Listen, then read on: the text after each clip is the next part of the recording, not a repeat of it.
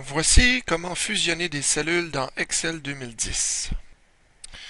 En regardant ce classeur, cette page de Excel, on peut remarquer que le titre n'est pas centré. Et la plupart des gens, quand ils veulent centrer dans Excel, ce qu'ils ont tendance à faire, c'est de sélectionner la cellule et cliquer sur le bouton centrer. Mais comme vous pouvez voir, ce que ça fait, ça centre, mais seulement dans la cellule. Donc, parfois, ce que les gens font, c'est qu'ils vont essayer de déplacer le contenu de la cellule pour l'envoyer ailleurs et ensuite centrer.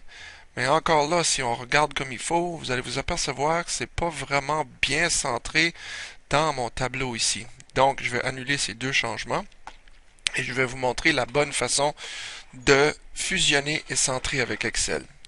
Premièrement, ce qu'il faut faire, c'est sélectionner les cellules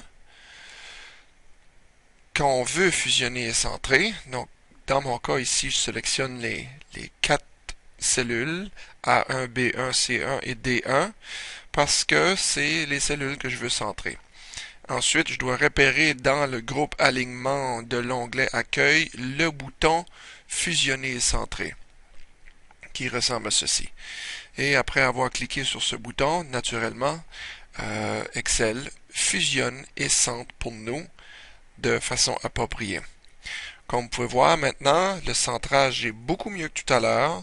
Et aussi, au lieu d'avoir maintenant 4 cellules séparées, j'ai maintenant seulement une cellule. Il arrive aussi parfois de faire des erreurs dans notre fusionnement et centrage, comme par exemple dans le cas suivant, je vais faire par exprès pour faire une erreur.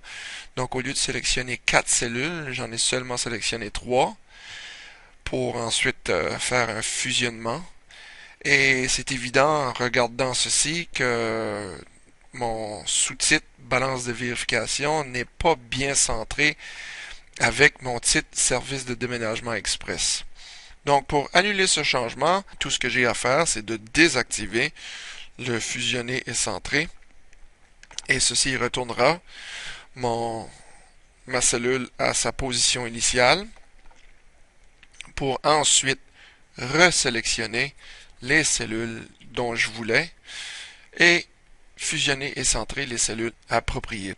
On peut voir ici que mon titre est maintenant mieux fusionné et centré et il me reste seulement la date à faire la même chose.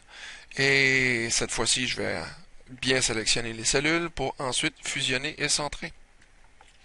Et ceci complète ce tutoriel sur le fusionnement et le centrage dans Excel 2010.